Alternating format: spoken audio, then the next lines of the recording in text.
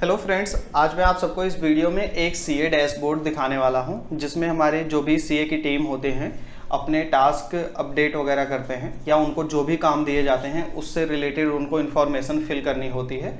उसको इस डैशबोर्ड के थ्रू बहुत ही आसान तरीके से किया जा सकता है। तो चलिए इस वीडियो को हम स्टार्ट करते हैं और आगे बढ़ते हैं।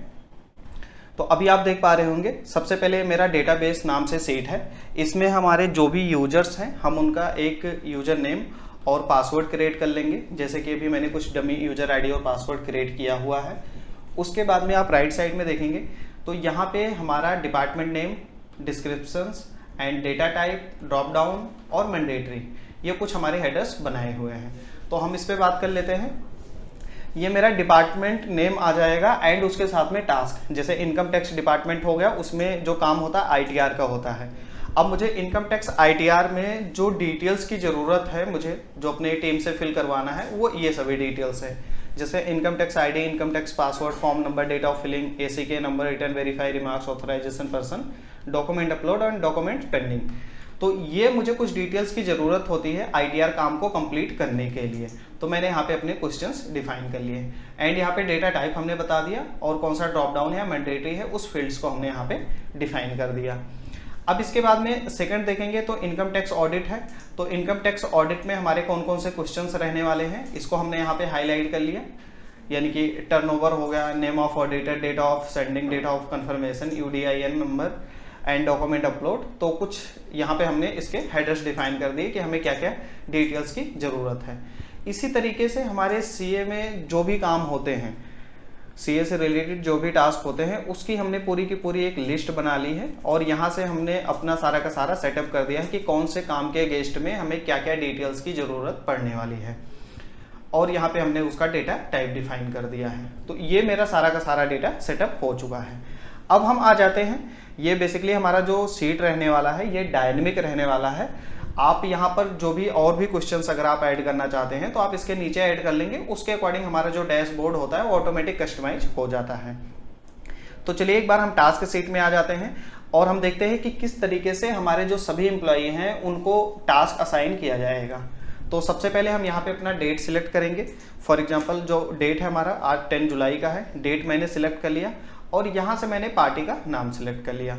अब उस पार्टी का जो हमें काम करना है वो इनकम टैक्स नेटवर्थ का करना है। तो मैंने यहाँ पे टास्क की कैटेगरी सिलेक्ट कर ली और ड्यू डेट मैंने यहाँ पे बता दिया कि ड्यू डेट क्या रहने वाला है। फॉर एग्जांपल मैंने 15 जुलाई यहाँ पे डेट सिलेक्ट कर लिया।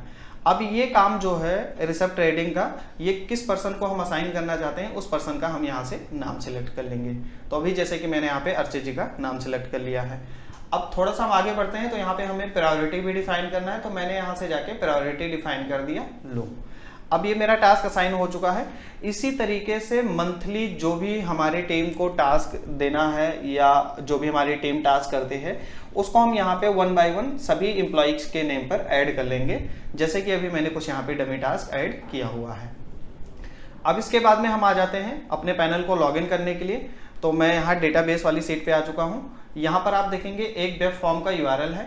इस वेब फॉर्म को हम ओपन कर लेंगे और यहाँ से हम पासवर्ड कॉपी कर लेंगे। फॉर एग्जांपल अभी हम अर्चित जी का पैनल लॉगिन करने वाले हैं।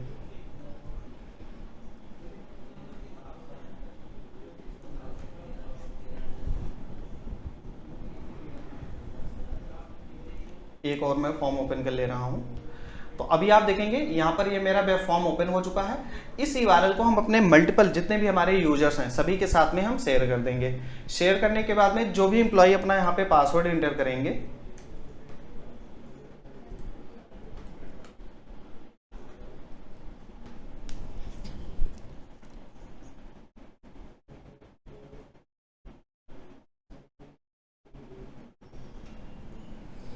अभी जैसे ही मैंने यहाँ पे अर्चित जी का लॉगिन किया है तो आप देखेंगे अर्चित जी के डैशबोर्ड में टोटल 3 टास्क यहाँ पर पेंडिंग दिखा रहे हैं।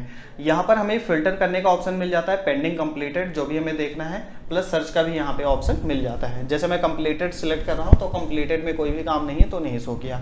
पेंडिंग मैंने सिलेक्ट किया तो पेंडिंग के टास्क यहाँ पे आ गई। अब यहाँ पर हमें सर्च का भी ऑप्शन मिल जाता है।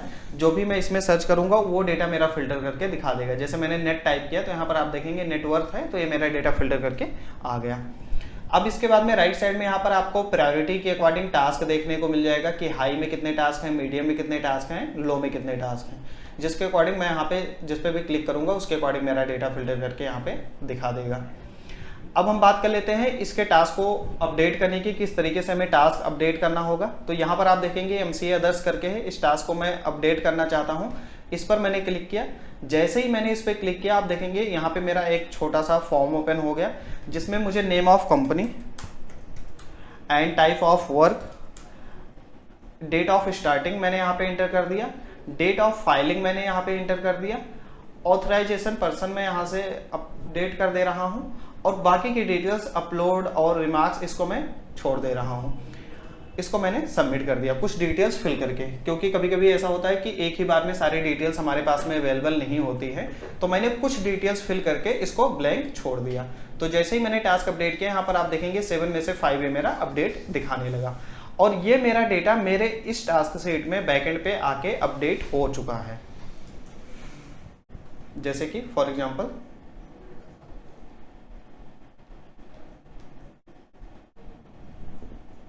ये देखिए, name of company MIS work, जो डिटेल्स मैंने फिल की थी अपलोड मेरा पेंडिंग है और रिमार्क्स पेंडिंग है, तो 2 डेटा मेरा यहाँ पे पेंडिंग दिखा रहा है कि अभी 2 डेटा मेरा पेंडिंग है। और अगर मैं डैशबोर्ड में भी जाता हूँ तो यहाँ पर आप देखेंगे 5 कंप्लीट हो चुका है, 7 में से 5 मेरा कंप्लीट है, ये दिखा रहा है।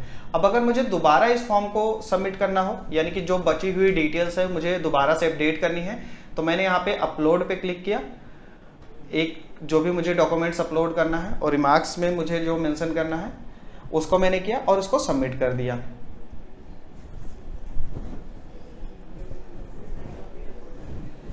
तो अभी ये मेरी सारी डिटेल सबमिट हो चुकी है और यहाँ से मेरा वो टास्क हट चुका है, क्योंकि वो मेरा टास्क कंप्लीट हो चुका है। तो आप देख पा रहे हैं कि कितना आसान हो चुका है कि हमारे लिए कोई भी टास्क को अपडेट करना है, या हाफ ही काम कंप्लीट हुआ है तो उसको हम हाफ कंप्लीट करके बाद में हम उसको हाफ कंप्लीट कर सकते हैं बचे हुए टास्क को।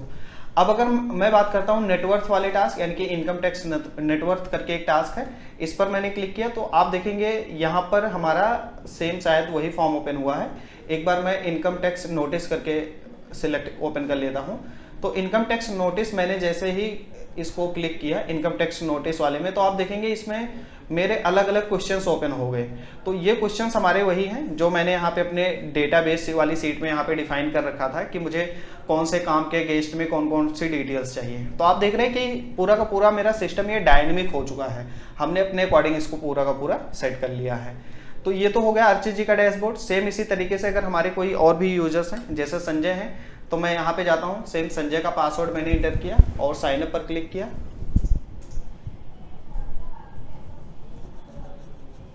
अब जैसे ही मैंने साइन अप पर क्लिक किया तो यहाँ पर आप देखेंगे टोटल मेरे 7 टास्क दिखा रहे हैं संजय के नेम पर। अब यहाँ से सेम वही है, संजय भी अपना टास्क यहाँ से कंप्लीट कर सकते हैं। तो जैसे ये इनकम टैक्स अपील करके है, इस पर उन्होंने के लिए क्लिक किया तो इनकम टैक्स अपील से रिलेटेड सारे क्वेश्चन ओपन हो गए। अगर मैं इनकम टैक्स पेमेंट की बात करूँ तो इस पर क्लिक किया तो इनकम टैक्स पेमेंट से रिलेटेड यहाँ पे क्वेश्चन उनका ओपन हो गया।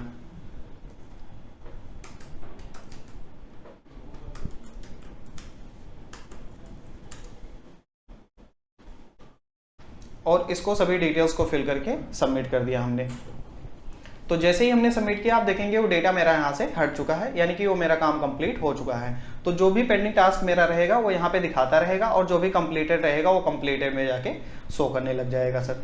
तो आप देख पा रहे हैं कि कितना ईजी हो गया है हमारी टीम को कोई भी टास्क अपडेट करने में।